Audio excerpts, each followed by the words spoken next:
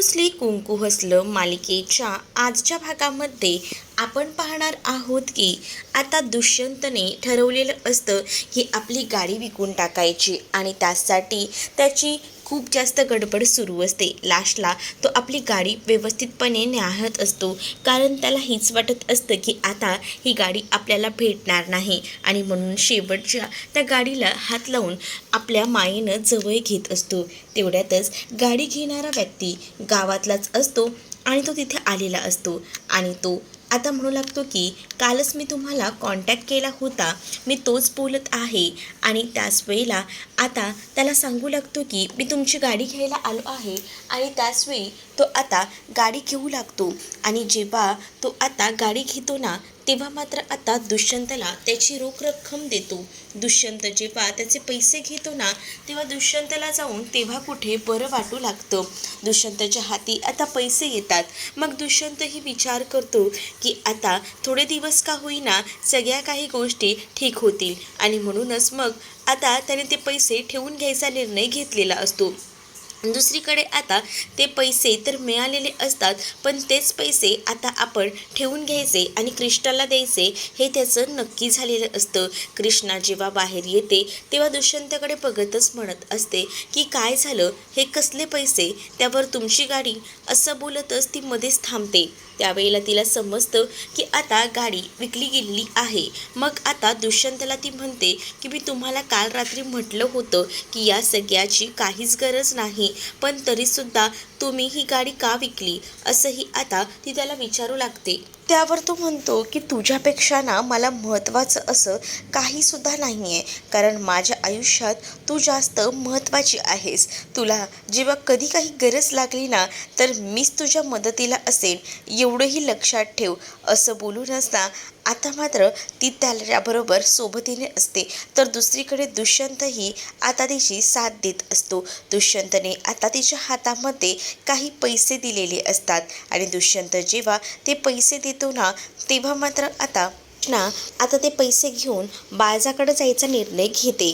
दुसरीकडे आता पाहायला मिळत असतं की बाळजाला आमदाराचा कॉल आलेला असतो आणि ते आता म्हणत असतात की तुमचं तिकीट यावेळेचं कॅन्सल होणार आहे, कारण आम्हास ते कळलं आहे की तुम्ही तुमच्या मुलाला आणि त्याचसोबत तुमच्या सुनेला घराबाहेर काढलेलं आहे आणि त्यामुळेच आता कोणी देखील तुमच्या पाठीशी उभं नाही आहे, त्यामुळे आता तुम्हाला हे तिकीट मिळणार नाही।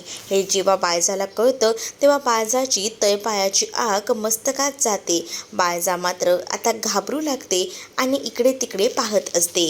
बाळजा म्हणत असते की काही झालं ना तरी मला तुम्ही आता कारण देऊ नका, ही तिकीट मलाच मिळायला हवी, कारण आतापर्यंत गावाच्या विकासासाठी खूप काही मी केले, जर नाही झालं ना तर सांगा किती पैसे फेकून मारायचे आहेत ते, तेवढे पैसे मी द्यायला तयार आहे, असं देखील ती आता म्हणत असते आणि असं बोलून ती फोन ठेवते।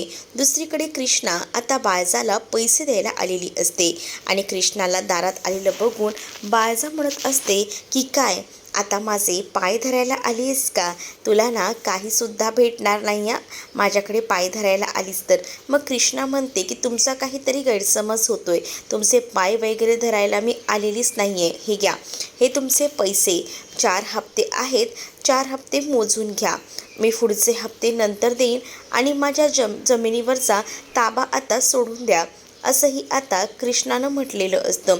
आता बाळजा ही दलपत भाऊजींना हाक मारून बाहेर बोलवून घेते आणि ते पैसे देऊ लागते आणि म्हणत असते की हे पैसे घ्या आणि ह्याचा हिशोब नीट ठेवा। असं बोलून जेव्हा ती पैसे देते ना, तेव्हा मात्र आता कृष्णा बाळजाला म्हणते की मला तुम्हाला एकच सांगायचं होतं की बघा, तुमच्या बाबतीत जे काही झालेलं आहे ना त्याचा थोडा विचार करा, म्हणजे मला हेच म्हणायचं आहे की तुम्ही ज्या काही वागलेल्या आहात दुष्यंत सरकारांसोबत, तेव्हा त्यांची तुम्ही माफी मागितली ना तर मुळात ना ते तुम्हाला माफही करतील, पण एकदा मनापासून त्यांच्याशी बोलून बघा, म्हणजे तुम्हाला सगळ्या काही गोष्टी समजतील, असं देखील आता दुष्यंतच्या बाजूनच कृष्णा आता बोलत असते। कृष्णा जेव्हा या सगळ्या काही गोष्टी बोलते ना, तेव्हा मात्र आता खूपच जास्त धक्का जो आहे तो बाळजाला बसतो। बाळजा म्हणत असते की आता तू मला शिकवणार आहेस का माझ्या मुलासोबत कसं वागायचं आणि कसं नाही ते. दुसरीकडे दुष्यंतला आता नुसता जीव वर खाली झालेला असतो. त्याला हेच वाटत असतं की कृष्णा ठीक तर असेल ना, कृष्णाला मी एकटीला पाठवून मी चूक तर केली नाही ना, असे अनेक विचार ना त्याच्या डोक्यामध्ये येऊ लागलेले असतात. आणि त्याच वेळेला त्या माणसाने जशी कृष्णाची हालत केलेली होती तो सगळा प्रसंग आता त्याला आठवू लागतो. मग तो म्हणतो की नाही, कृष्णाच्या मदतीला मला तर जावंच लागेल. आता असा विचार करूनच तो आता लगेच तिकडनं त्याची पावलं वाड्याकडे जायला वळतात. कारण वाड्याकडे त्याला माहिती असतं की कृष्णाच्या बाबतीत बाळजा काही करू शकते. आणि म्हणूनच तो आता मागचा पुढचा विचार न करता कृष्णाच्या मदतीसाठी का होईना आता तो तिकडनं जायला निघतो. दुसरीकडे आता बाळजाला जेव्हा कृष्णा दुष्यंतबद्दल सांगत असते तेव्हा बाळजाला राग येतो आणि बाळजा कृष्णाच्या हाताला धरून कृष्णाला आता बाहेर गेटच्या काढत असते आणि म्हणत असते की आता तू मला शिकवणार आहेस का माझ्या मुलाशी कसं वागायचं आणि कसं नाही ते. मी माझ्या मर्जीनंच वागणार आहे. त्याला माझी जर गरज नसेल ना तर मला बी त्याची गरज नाही, असं देखील आता म्हटलं जात असतं. आणि जेव्हा आता या सगळ्या गोष्टी बोलल्या जातात ना तेव्हा कुठे जाऊन आता इकडे कृष्णा बोलत असतेच पण बाळजाला गाडीवर असलेले ते शब्द दिसतात. बाळजाला आता गाडीवरचे शब्द जेव्हा दिसतात ना तेव्हा बाळजा एकदमच मोठ्या धक्क्यात असते. त्या गाडीवर लिहिलेलं असतं की बाळजा खुनी आहे. हे जेव्हा आता शब्द दिसतात ना तेव्हा मात्र आता कृष्णा तर चकित होते. कृष्णाला आता बाळजा म्हणत असते की हे सगळं काही तूच लिहिलं आहेस ना. त्यावर कृष्णा म्हणते की हे समज मी कशाला लिहू. पण आता बाळजाचा कृष्णावर बिलकुलही विश्वास नसतो. ती आता सरळ म्हणते की या सगळ्याच्या मागे तूच आहेस, मला माहिती आहे. दुसरीकडे आता बाळजा हे कृष्णाला मारायला हातात बांबू घेते पण तेवढ्यातच दुष्यंत तिथे येतो आणि दुष्यंत कृष्णाला ऐन वेळेला येऊन वाचवतो. आणि तेव्हाच तो तिथे येऊन बाळजाच्या हातातला तो बांबू धरतो आणि तिला म्हणत असतो की तुमची हिंमत कशी झाली माझ्या बायकोला हात लावायची आणि माझ्या बायकोला काय हे सगळं करताय. त्याच वेळेला तुझ्या बायकोनं काय केलंय बघ. त्या गाडीवर लिहून ठेवले बाळजा खुनी आहे, हे तुला समजतंय का.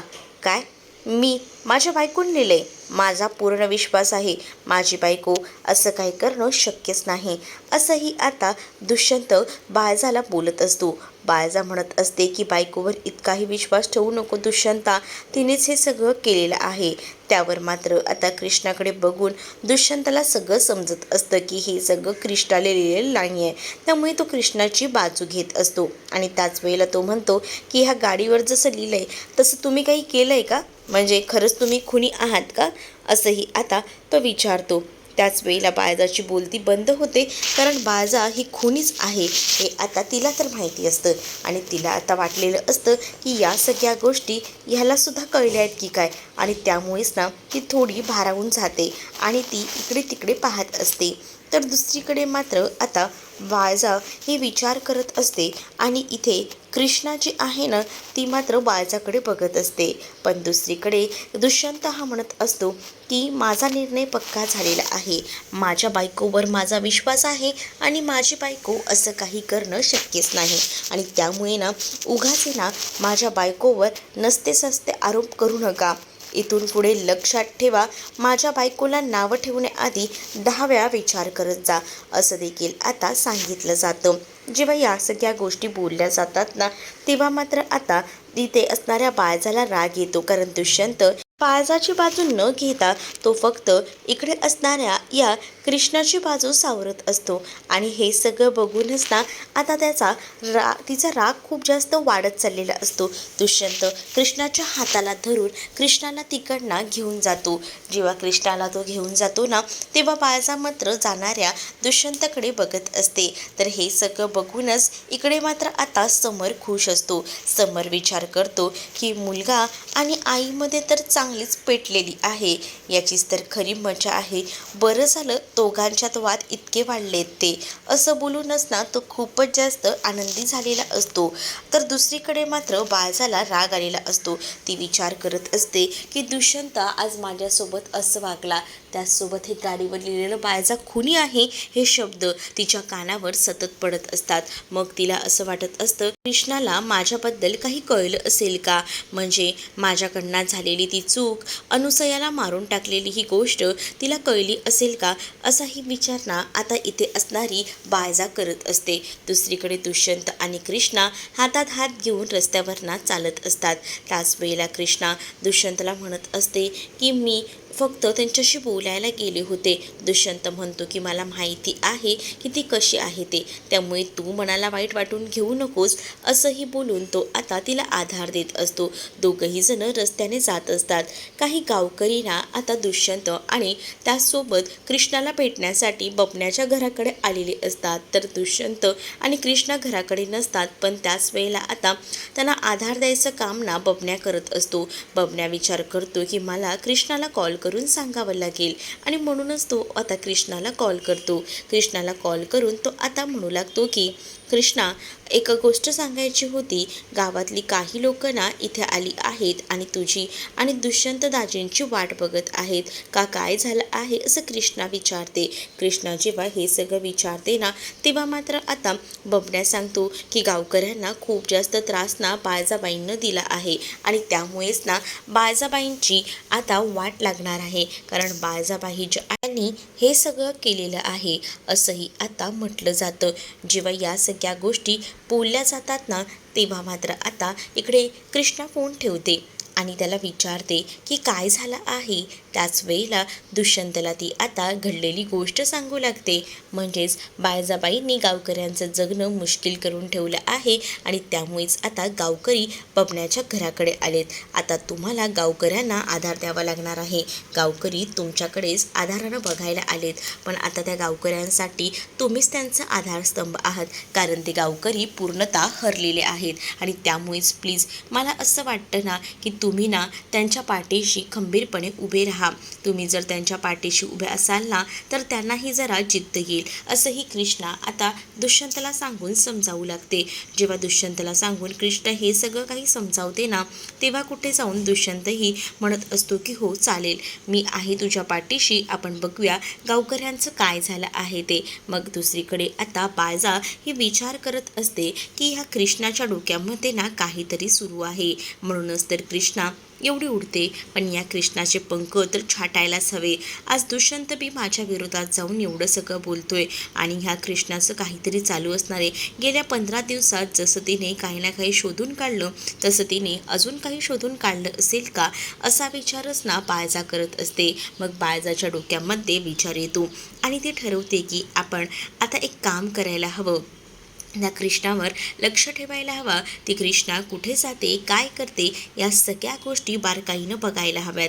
त्याशिवाय आपल्याला हे कळणार नाही की तिनं आतापर्यंत काय हालचाल केलेली आहे आणि ती कुठच्या थराला जाऊन पोचलेली आहे ते, आणि त्यासाठी मला काहीतरी करावं लागेल असाही विचार ना आता मनामध्ये येऊ लागलेला असतो. आणि त्यामुळेच आता ती पेटून उठलेली असते. तिने आता बारक्याला कामाला लावायचं ठरवलेलं असतं. ती लगेचच बारक्याला कॉल करते आणि बारक्याला कॉल करून सांगू लागते की तुला एक काम करायचं आहे.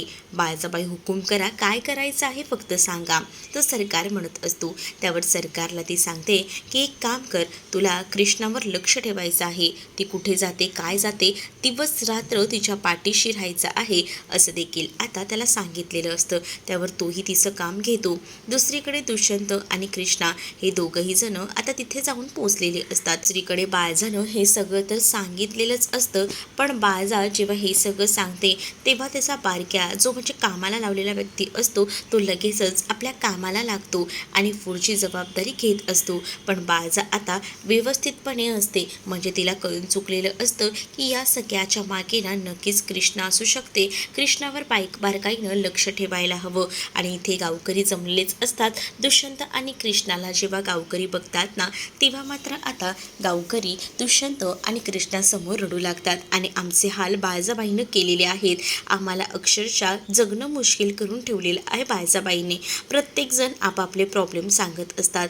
कोणाला नवरा नसताना सुद्धा पाठिंबा होता, पण त्याच वेळेला आता नवरा गेला आणि सगळंच काही गेलं, त्याचसोबत आमचं राहतं घरही गेलं असं ती बाई बोलत असते. आणि त्याच वेळेला आता कृष्णा गावकऱ्यांना म्हणते की एकेकाने सांगा, दुष्यंत सरकार तुमचं समद्यांचं ऐकून घेतील. दुसरा माणूसही बोलू लागतो की मी काही शेतीसाठी कर्ज घेतलं होतं, तेव्हा आम्हाला बाळजाबाई काही म्हणाल्या नव्हत्या, पण आता दुपटीनं पैसे घेत आहेत आणि नाही दिले तर आमच्या शेतीवर जप्ती आणायचं त्यांनी ठरवलंय.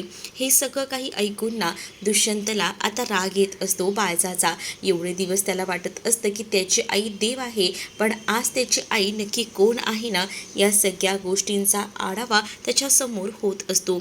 एक लहान मुलगी सुद्धा आलेली असते आणि ती सुद्धा आता म्हणत असते की मला सुद्धा ना खूप वाईट वाटते, कारण बाळजाला पैसे द्यायला काम करायला नकार दिला आणि म्हणूनच बाळजानं माझ्या आईची अवस्था बघा ना काय करून ठेवलेली आहे.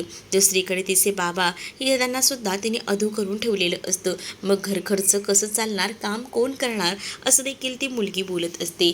प्रत्येकजण आपली व्यथा जी आहे ती मात्र आता मांडत असतं. प्रत्येकजण जेव्हा आपली व्यथा मांडतं तेव्हा मात्र दुष्यंत हे सगळं ऐकून घेतो. दुष्यंतला तर आता या सगळ्या गोष्टी ऐकूनच ना खूपच जास्त वाईट वाटत असतं. तोही म्हणत असतो की मला कळतायत तुमची अवस्था, पण तुम्ही काळजी करू नका, मी आहे तुमच्या पाठीशी, असं बोलून तो सगळ्या गावकऱ्यांना आधार देत असतो. तो म्हणत असतो की मी गाव सोडून कुठेही जाणार नाही आहे. त्यालाही कळून चुकलेलं असतं की या गावासाठी आता आपण खंबीरपणे उभं राहायला हवं, न्यायाच्या बाजूने उभं राहायला हवं. आतापर्यंत गावामध्ये जो काही अन्याय चाललेला आहे त्याला वाचा फोडायला हवी, असंही आता त्याला वाटत असतं. आणि त्यामुळेच ना आता तो गावाच्या पाठीशी उभं राहायचं ठरवतो. दुसरीकडे आता बाळजा विचार करत उभी असते, तेव्हाच आता तिथे आढळराव येतात आणि आढळराव तिच्या जखमेवर मीठ चोळतच आता तिला म्हणत असतात की बघा बाळजाबाई, तुम्हाला असं वाटत असेल की सगळीजण गावकरी आता तुमच्याकडे वाड्यामध्ये येतील ज्यांच्या काही गरजा आहेत त्या पूर्ण करायला, त्यांचे प्रॉब्लेम सॉल्व करायला, तर तसं होणार नाही आहे. आता गावाच्या पाऱ्यावरच हा सगळा प्रॉब्लेम सॉल्व होणार आहे, कारण आता गावाचे दुसरे नेते जे आहेत ते उभे राहिलेले आहेत. दुष्यंत सरकार आता त्यांच्या पाठीशी उभे आहेत. त्यामुळे आता गावकऱ्यांना काहीच घाबरायचं कारण नाही. बाळजालाही जेव्हा कळतं तेव्हा बाळजाची तळपायाची आग मस्तकात जाते. बाळजा खूपच चिडलेली असते, पण दुष्यंत आता या सगळ्यांच्या पाठीशी खंबीरपणे उभा असतो. दुष्यंत आता म्हणत असतो की तुम्ही काळजी करू नका, जोपर्यंत मी आहे ना तोपर्यंत तुम्ही हरणार नाही, मी तुमच्या पाठीशी उभा आहे. गावकरी आता सगळेजण दुष्यंताचा नावाचा जय जयकार करतात. दुष्यंतला आता अक्षरशः अभिषेक घालतात दुधाने आणि त्यामुळे कृष्णासुद्धा एकदमच खुश असते. तर तुम्हाला हा भाग कसा वाटलाय नक्कीच कमेंटमध्ये सांगा आणि अशाच नवनवीन भागांसाठी आपल्या चॅनलला सुद्धा सबस्क्राईब करायला विसरू नका. चला तर मग भेटूया पुढील भागामध्ये. तोपर्यंत टाटा बाय.